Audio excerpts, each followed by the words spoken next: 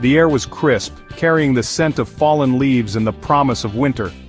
The forest path was shrouded in a gentle mist, making each step feel like a journey into a forgotten world. Autumn leaves swirled around my feet, dancing in the wind as if they had a life of their own. Each leaf seemed to tell a story, whispering secrets of the past as they fell. I walked up the path to my grandmother's house, a place that had always felt like a sanctuary. The old wooden structure stood tall, its walls echoing with memories of laughter and love. The old wooden door creaked as I pushed it open, a familiar sound that welcomed me back. It was as if the house itself was greeting me, acknowledging my return. The familiar scent of jasmine tea greeted me, wrapping around me like a warm embrace. It was a scent that always brought back memories of cozy afternoons spent in my grandmother's kitchen. It always hung in the air, a comforting presence that made the house feel like home. The room was warm and inviting, filled with the soft glow of the afternoon light. My grandmother sat by the fire, her eyes crinkled in a warm smile. She looked up as I entered, her face lighting up with joy. "You've come," she said, her voice a low whisper that carried a world of emotions. It was a voice that had soothed me through countless childhood fears and worries. I smiled back, taking a seat on the worn rug beside her. The rug was a patchwork of colors and textures, each piece a fragment of a story. "I promised I would," I replied, my voice filled with warmth. It was a promise I had made long ago, one that I intended to keep. We sat in comfortable silence for a while, the only sound the crackling of the fire. It was a silence that spoke volumes, a shared understanding that needed no words. As dusk settled, casting long shadows across the room, my gaze fell upon a framed picture on the mantel. The light from the fire flickered, casting a warm glow on the photograph. It showed a younger version of my grandmother, standing beside a serene-looking Buddhist monk. The photograph was old, its edges worn and faded, but the image was still clear. His eyes, even in the faded photograph, held a certain intensity. They seemed to look right through the lens, capturing a moment of profound stillness. "Who is that?" I asked, my curiosity piqued. There was something about the photograph that drew me in, a story waiting to be told.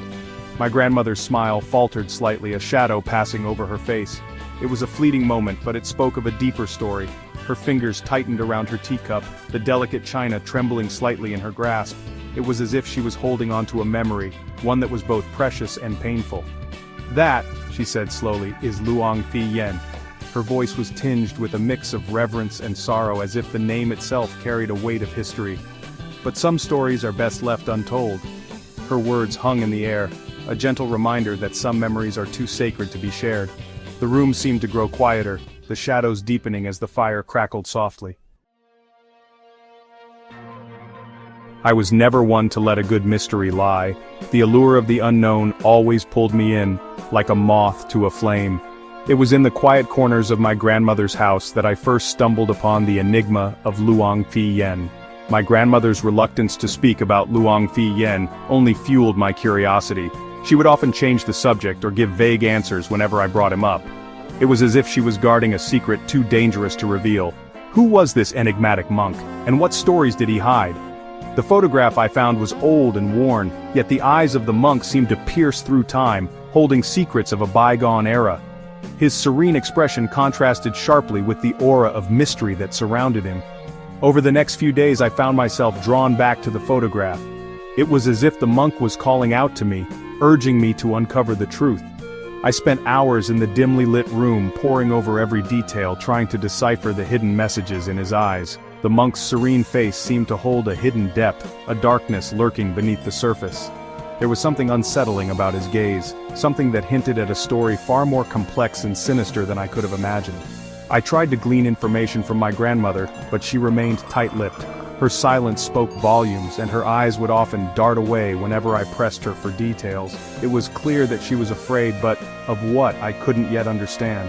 "Some things are best left undisturbed," she would say, her voice a hushed warning. Her words only deepened the mystery, making me more determined to uncover the truth. What was it about Luang Phee that instilled such fear in her? But the whispers in the village spoke volumes. The villagers, though reluctant to speak openly, would often exchange knowing glances and hushed whispers whenever his name was mentioned. It was clear that Luang Phee was a figure of great significance, shrouded in both reverence and fear. They painted a picture of a man revered and feared, a man of great power and questionable intentions. The more I learned, the more I realized that Luang Phee was not just a monk, but a figure who had left an indelible mark on the village's history. His story was one of power, mystery, and perhaps a touch of darkness. The story unfolded like a nightmare. It began with a young woman, barely more than a girl herself, heavy with child. She had come to Luang Phee for blessings, for safe passage into motherhood. But something went terribly wrong. The young woman died in childbirth, her baby stillborn. The village mourned, their grief tinged with fear. Then, the whispers started. Strange noises emanated from the temple at night, shadows moved in the darkness. Villagers swore they saw the young woman, her belly still swollen, her eyes filled with a haunting emptiness. Fear took root in the village, spreading like wildfire. Luang Phee, once revered, became an object of suspicion. His calm demeanor was now seen as cold, his silence interpreted as guilt. The villagers whispered of dark magic, of ancient rituals gone wrong. They spoke of a power that Luang Phee possessed, a power he had abused. The once peaceful temple, a sanctuary of prayer and meditation, became a place of dread. The scent of incense, once comforting, now carried a sinister edge. Section 5. Unholy Discoveries. The tension in the village reached a fever pitch.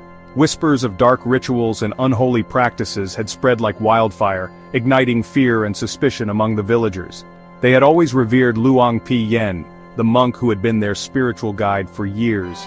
But now, unsettling rumors began to surface, casting a shadow over his once untarnished reputation. One moonless night, a group of villagers, emboldened by fear and fueled by desperation, entered Luang Phee quarters. Their hearts pounded in their chests as they moved stealthily through the darkened corridors, their torches casting flickering shadows on the ancient walls. They had to know the truth, no matter how terrifying it might be. What they found sent chills down their spines. The room was filled with an eerie silence, broken only by the sound of their own breathing. As they lifted the simple cot, their eyes widened in horror. Hidden beneath the monk's simple cot lay a collection of artifacts. These were not the relics of a holy man, but rather the tools of someone dabbling in the dark arts. Bones, animal skulls, strange symbols etched into pieces of wood. The evidence was damning. Each item seemed to pulse with a malevolent energy, as if they were relics of some ancient forbidden practice. Luang Phee, the man they had trusted, the man they had revered, was not who he seemed. The villagers felt a profound sense of betrayal. How could the man who had guided them spiritually be involved in such sinister activities? He was a practitioner of dark magic, a man who had used his power for evil. The realization was a heavy burden, one that would forever change the way the villagers saw their once revered monk. The discovery marked the beginning of a dark chapter in the village's history, one that would be remembered for generations. Section 6. Vanished into the night. The villagers, armed with their newfound knowledge, confronted Luang Phee. But he offered no resistance, no explanation. He simply smiled, a chilling, empty smile, and vanished into the night. He was never seen again.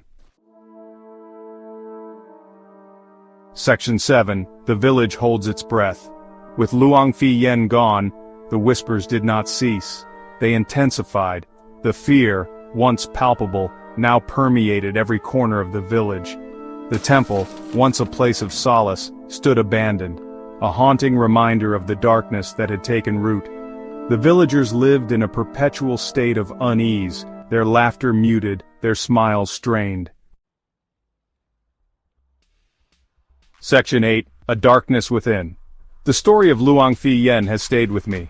It serves as a chilling reminder that evil can lurk beneath the most unassuming facades. It taught me that darkness can reside within anyone, even those who appear holy and righteous. Section 9. The Haunting Remains. Years have passed, but the memory of Luang Phee still casts a long shadow over the village. The fear may have subsided, but it has not disappeared entirely. It lingers in the shadows, a constant reminder of the haunting truth. Sometimes, the things we choose to ignore have a way of coming back to haunt us.